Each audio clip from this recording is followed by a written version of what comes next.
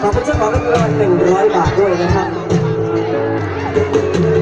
พยายามจะหมดปัญญาได้เวลา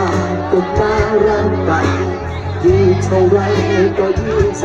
ให้เธอนั้นลำบากใจในแววตา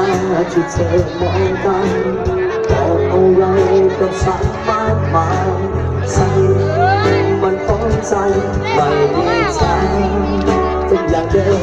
ขอให้เชื่อพิเศษโลกหน้าวันอายคงได้แค่ตัวยิ่งอ้างจะยังยิ่งที่แค่นั้นยิ่งเป็นแก่ตัว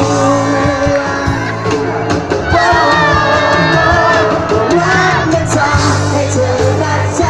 เหมือนไฟมันก็เท่านั้น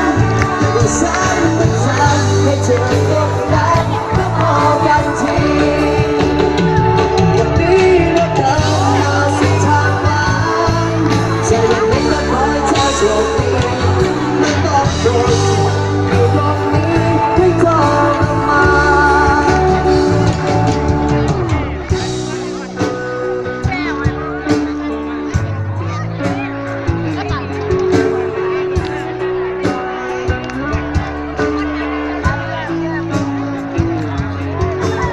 ขอบใจเธอ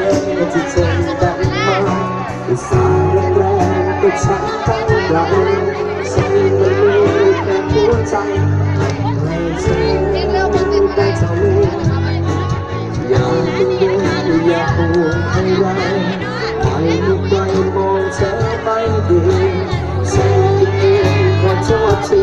ที่วันนี้ไม่พอขอให้เสียพิเศษ